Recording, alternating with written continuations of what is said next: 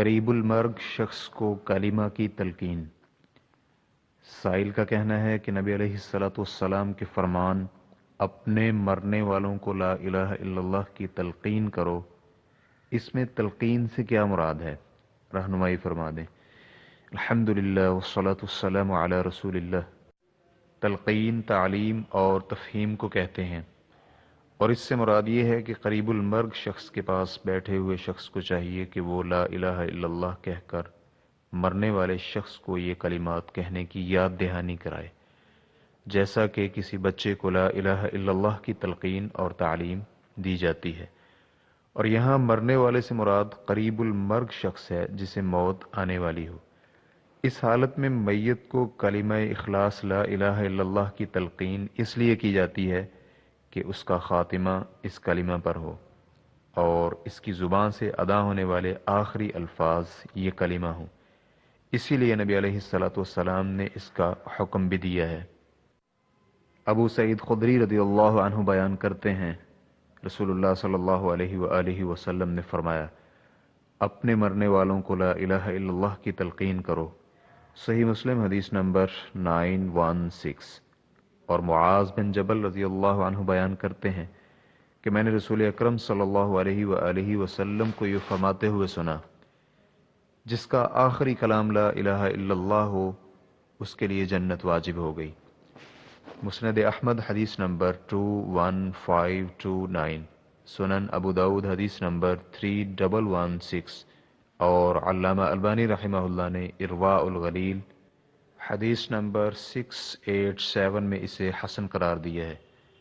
اور انس رضی اللہ عنہ بیان کرتے ہیں، رسول اللہ صلی اللہ علیہ وآلہ وسلم ایک انصاری شخص کی عیادت کے لیے تشریف لائے تو فرمایا، اے ماموں جان کہو لا الہ الا اللہ۔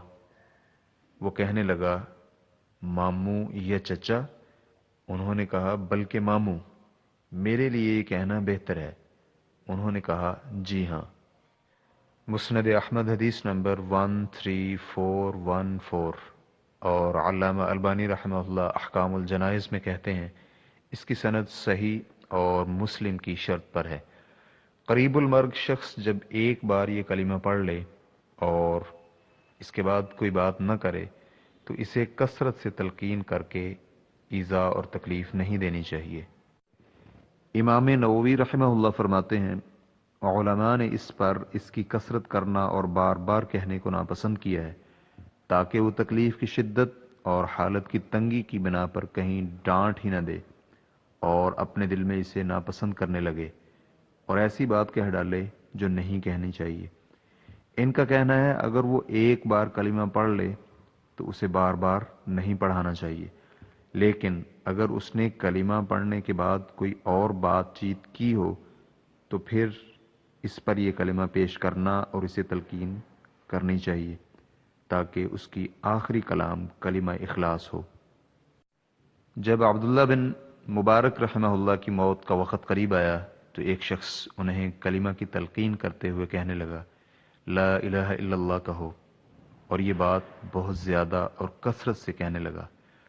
تو عبداللہ بن مبارک رحمہ اللہ فرمانے لگے، تم اچھا نہیں کر رہے، مجھے خدشہ ہے کہ میرے بعد تم کسی مسلمان شخص کو اذیت سے دوچار کرو گے۔ جب تم مجھے تلقین کر چکو اور میں کلمہ پڑھ لوں اور اس کے بعد کوئی اور کلام نہ کروں تو مجھے میری حالت پر چھوڑ دو، اور اگر میں کوئی اور کلام کروں تو مجھے تلقین کرو تاکہ میری آخری کلام کلمہ ہو جائے۔ ریفرنس کے لیے دیکھیے سیر اعلام النبلاء جلد نمبر 8 صفحہ نمبر 418۔ اور اس کلمے کی تلقین مشروع ہے چاہے مرنے والا شخص کافر ہی کیوں نہ ہو، کیونکہ اگر اس نے حالت نزع سے قبل یہ کلمہ پڑھ لیا تو اسے نفع دے گا، اور اگر اسے عذاب دیا جائے تو اس کے گناہوں کی بنا پر اسے عذاب نہیں ہوگا۔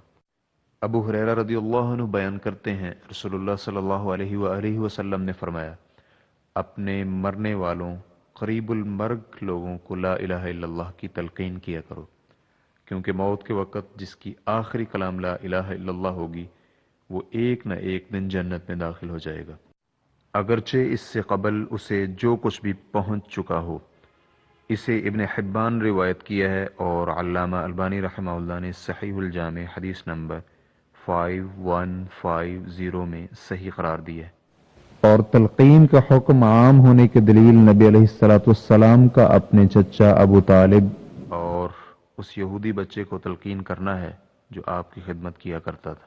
نبی اکرم صلی اللہ علیہ وآلہ وسلم ابو طالب کی موت کے وقت چچا کے پاس آئے اور کہنے لگے، میرے چچا لا الہ الا اللہ پڑھ لیں، یہ ایسا کلمہ ہے اس کے ساتھ میں اللہ کے ہاں تیرے لیے حجت بناؤں گا۔ صحیح بخاری حدیث نمبر 3884، صحیح مسلم حدیث نمبر 24۔ اور نبی اکرم صلی اللہ علیہ وآلہ وسلم ایک یہودی بچے کی موت کے وقت اس کے پاس گئے جو آپ صلی اللہ علیہ وآلہ وسلم کی خدمت کیا کرتا تھا، اور اسے کہنے لگے اسلام قبول کر لو۔ اور مسند احمد کی روایت میں ہے لا الہ الا اللہ پڑھ لو۔ صحیح بخاری حدیث نمبر 1356، مسند احمد حدیث نمبر 12381۔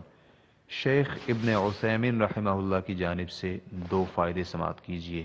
پہلا فائدہ، کیا تلقین امر کے معنی میں ہونی چاہیے؟ بالفاظ دیگر کہ تلقین کرنے والا شخص قریب المرگ شخص کو کہے لا الہ الا اللہ پڑھو، یا کہ اس کے سامنے لا الہ الا اللہ کہے تاکہ قریب المرگ شخص اسے سنے تو اسے یاد آ جائے۔ شیخ ابن عثیمین رحمہ اللہ فرماتے ہیں اس سلسلے میں مریض کی حالت کو مد نظر رکھنا چاہیے۔ اگر تو مریض طاقتور اور قوت کا مالک ہو اور برداشت کر سکتا ہو، یا پھر وہ کافر ہو، تو اسے حکم دے کر کہا جائے گا کہ تم لا الہ الا اللہ پڑھو اور لا الہ الا اللہ کے کلمے پر اپنی زندگی کا اختتام کرو۔ اور اگر وہ مسلمان ہو اور ضعیف اور کمزور ہو تو اسے حکم نہیں دیا جائے گا، بلکہ اس کے پاس بیٹھے ہوئے شخص کو خود کلمہ پڑھنا چاہیے تاکہ وہ سن کر پڑھنا شروع کر دے۔ یہ تفصیل اثر اور نظر سے ماخوذ ہے۔ اثر یہ کہ نبی علیہ الصلوۃ والسلام نے اپنے چچا ابو طالب کو اس کی وفات کے وقت فرمایا تھا کہ اے میرے چچا تم لا الہ الا اللہ پڑھ لو، اور نظر سے اس طرح ماخوذ ہے کہ اگر تو وہ یہ کلمہ کہہ لے تو یہ اس کے لیے بہتر ہے، اور اگر وہ نہ کہے تو کافر۔ فرض کریں کہ اس سے اس کا سینہ تنگ ہو جائے اور وہ یہ کلمہ نہ کہے تو وہ اپنی اسی حالت پر باقی رہے گا اور اس پر کوئی اثر نہیں کرے گا۔ اور اسی طرح اگر وہ مسلمان شخص ہو اور تحمل و برداشت کا مالک ہو تو ہم اسے اس کا حکم دیں تو یہ اس پر اثر انداز نہیں ہوگا، اور اگر ضعیف اور کمزور ہو اور ہم اسے حکم دیں کہ کلمہ پڑھو تو اس کا رد فعل ہو سکتا ہے کہ اس سے اس کا سینہ تنگ ہو جائے اور وہ غصہ میں آ کر کلمے کا انکار کر دے اور وہ اس دنیا سے رخصت ہو رہا ہو۔ بعض لوگ ایسے بھی ہوتے ہیں کہ جب انہیں صحت اور تندرستی کی حالت میں کہا جائے کہ کلمہ پڑھو تو وہ جواب دیتے ہیں کہ میں لا الہ الا اللہ نہیں کہتا، تو پھر غصے کے وقت تو بعض لوگ اتنے غصے میں ہوتے ہیں کہ بھول ہی جاتے ہیں اور جواب دیتے ہیں کہ میں لا الہ الا اللہ نہیں کہتا، تو پھر اس حالت میں کیا حال ہوگا؟ دوسرا فائدہ، اسے لا الہ الا اللہ کی تلقین اور تعلیم دی جائے گی اور ہم اسے محمد الرسول اللہ کے الفاظ نہیں کہیں گے، کیونکہ حدیث میں صرف لا الہ الا اللہ ہی کے الفاظ آئے ہیں۔ اپنے مرنے والوں کو لا الہ الا اللہ کی تلقین کرو، اور نبی علیہ الصلوۃ والسلام کا فرمان ہے جس شخص کا دنیا میں آخری کلام لا الہ الا اللہ ہوا وہ جنت میں داخل ہو گیا۔ تو اس طرح کلمہ توحید اسلام کی کنجی ہے، اور اس کے بعد جو کچھ ہے وہ اس کے تکمیل اور فروعات میں سے ہے۔ اور اگر وہ دونوں شہادتوں کو جمع کرتے ہوئے پورا کلمہ طیبہ لا الہ الا اللہ محمد الرسول اللہ کہے تو اس میں معنی نہیں کہ اس کی دنیا میں آخری کلام لا الہ الا اللہ نہیں، کیونکہ نبی علیہ الصلوۃ والسلام کی رسالت کی شہادت دینا پہلے کے تابع اور اس کی تکمیل ہے۔ اسی لیے نبی علیہ الصلوۃ والسلام نے اللہ رب العزت کی الوہیت کی شہادت دینے کو ایک رکن قرار دیا ہے، اس لیے اسے دوبارہ تلقین نہیں کی جائے گی۔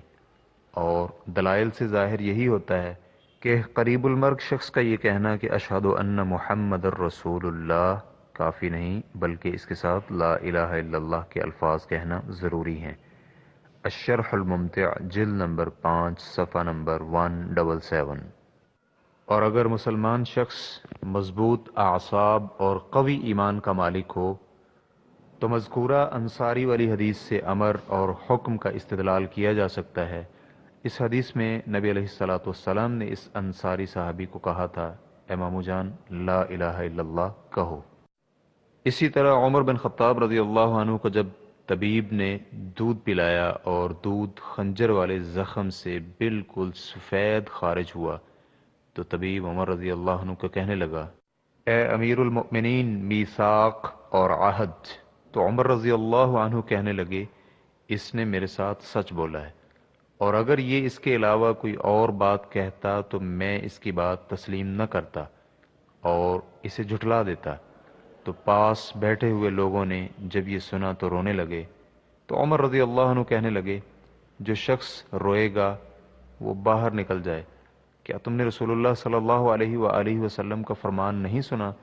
میت کو اس کے اہل و عیال کے رونے کی وجہ سے عذاب دیا جاتا ہے۔ مسند احمد حدیث نمبر 296، اور علامہ احمد شاکر رحمہ اللہ نے اس کی سند کو صحیح قرار دیا ہے۔ تو یہاں اس طبیب نے عمر رضی اللہ عنہ کو امر کے صیغے سے مخاطب کیا۔ واللہ تعالی اعلم۔ اسلام کی ریکارڈنگز مؤسسۃ الشیخ صالح المنجد، المملکۃ العربیۃ السعودیہ، فتویٰ نمبر 36826۔ والسلام علیکم ورحمۃ اللہ وبرکاتہ۔